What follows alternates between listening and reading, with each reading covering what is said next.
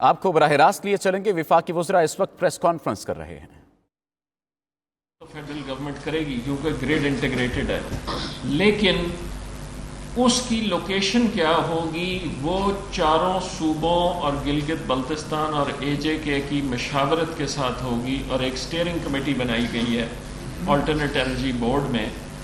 کہ federal government نے کہا جی ہمیں بالفرض 1000 میگا واٹ چاہیے، وہ 1000 کی تقسیم کیسے ہوگی وہ صوبے آپس میں بیٹھ کے طے کریں گے ان کی سولر یا ونڈ پوٹینشیل کی بیسس پہ۔ تیسری چیز جو بڑی فنڈامنٹل اس میں ہم نے چینج کی ہے وہ یہ کہ ماضی کی جتنی بھی پالیسیاں تھیں اس میں ڈالر ڈیویلیویشن کو کبھی بھی ذہن میں نہیں رکھا گیا۔ سو جو نمبر آیا ڈالر انڈیکسیشن دی گئی ریٹ پہ، اور وہی ریٹ جو 10 سال پہلے 2 روپے تھا آج وہ ڈیویلیویشن کی وجہ سے 5 روپے پہ۔ سو ہم نے اس پالیسی میں یہ کیا ہے کہ جب آپ ٹینڈر کریں گے، اگر آپ کسی قسم کی انڈیکسیشن چاہتے ہیں تو اس ٹینڈر کی جب ایویلیویشن ہوگی تو اس میں ڈیویلیویشن کا فیکٹر لگایا جائے گا۔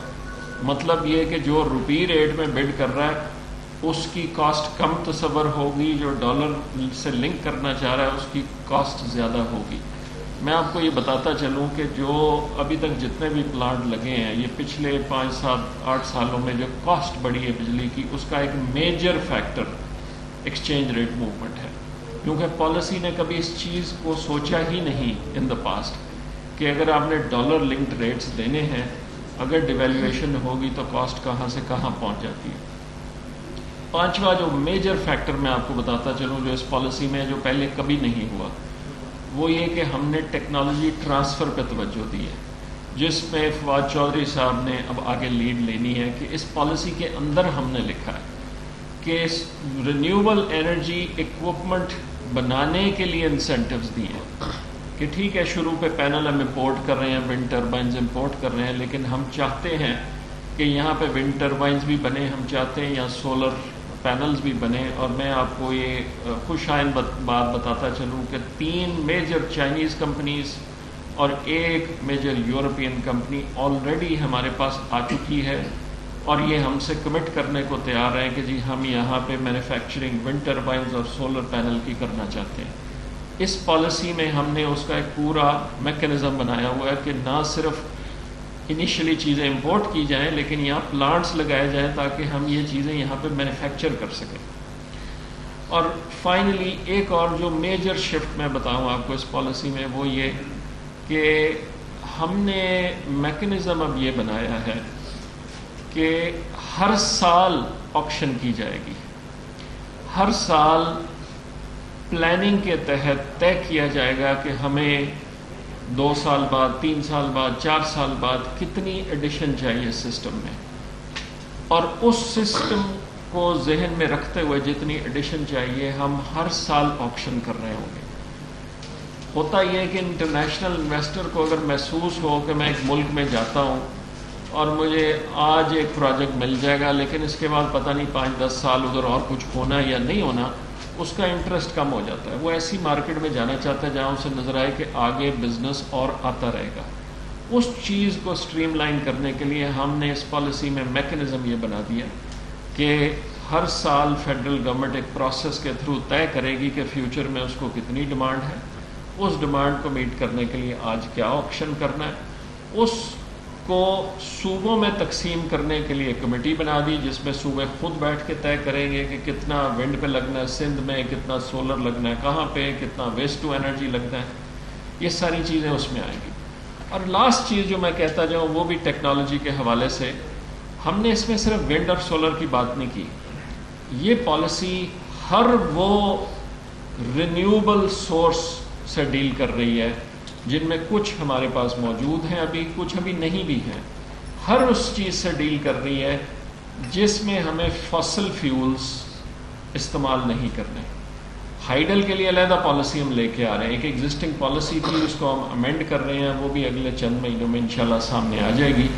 سو اس میں سولر ہے، اس میں ونڈ ہے، اس میں ویسٹ ٹو انرجی ہے، اس میں جیو تھرمل ہے، اس میں ہائیبرڈ ہے، اس میں ٹائیڈل ہے، اس میں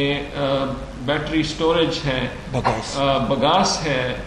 ایگری ویسٹ ہے، ساری جو پاسبلٹیز ہیں رینیوبل سورسز کی وہ ہم نے ساری اس میں کیپچر کی ہیں۔ اور اس سے بھی ہمارا ہائیڈروجن ہے، اس سے بھی ہمارا مقصد یہ ہے کہ ہم ٹیکنالوجی کو ڈیولپ کریں، ٹیکنالوجی اور ٹیکنالوجی ٹرانسفر کو لے کے آگے چلیں، اور ہماری سائنس اینڈ ٹیکنالوجی سے اس میں بڑی اچھی ڈسکشنز ہوتی رہی ہیں، کولیبریشن بھی ہے انشاءاللہ۔ یہ جو ٹرانسفرز ہیں وہ ٹیکنالوجی ٹرانسفرز، اس میں سائنس اینڈ ٹیکنالوجی لیڈ لے گی۔ لاسٹ چیز میں بتاتا چلوں ٹیکسیشن کے حوالے سے، تمام اکوپمنٹ جو آئے گا کسٹم ڈیوٹی اور ٹیکسیشن فری ہے، اور کاسٹ اس کے رزلٹ میں، اور جو جنریشن ہوگی بجلی کی وہ بھی انکم ٹیکس فری ہے۔ اور ایک جو فنڈامنٹل ڈفرنس ہے رینیوبل انرجی کا کمپیئر ٹو جو ہم پہلے کرتے رہے ہیں، اس میں کوئی فکسڈ کیپیسٹی پیمنٹ نہیں ہے۔ اس میں جو بجلی بنے گی، جو یونٹ لیا جائے گا، اس کے پیسے دیے جائیں گے۔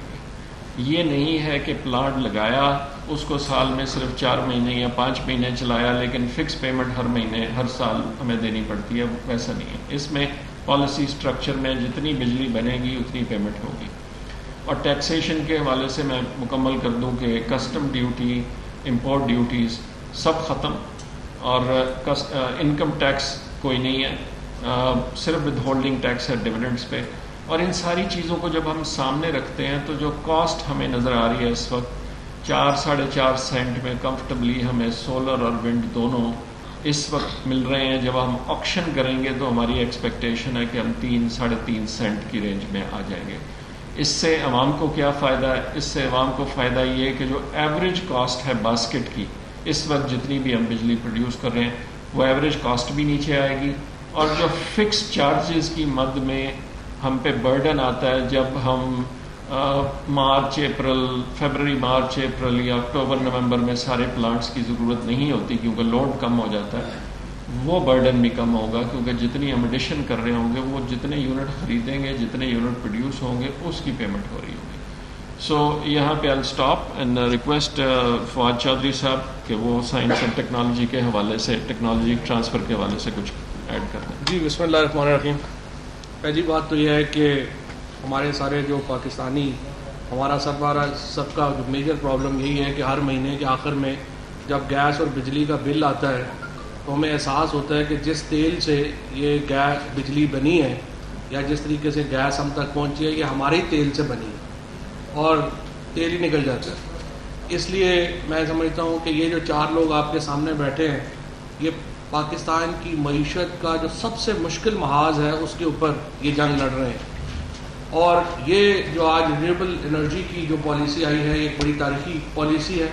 کیونکہ پچھلے جو گورنمنٹ نے یہ کیا کہ انہوں نے جو ساری ان کی جو ایمفیسس تھا وہ یہ تھا کہ باہر کے جو فیولز ہیں ان کے اوپر، فوسل فیولز کے اوپر بجلی بنائی جائے۔ اس کے نتیجے میں ظاہر ہے بجلی کے بل میں بے پناہ اضافہ ہوا۔ آج ہم کراچی کے شہریوں کو دیکھتے ہیں وہ اپنی مصیبت کا شکار ہے،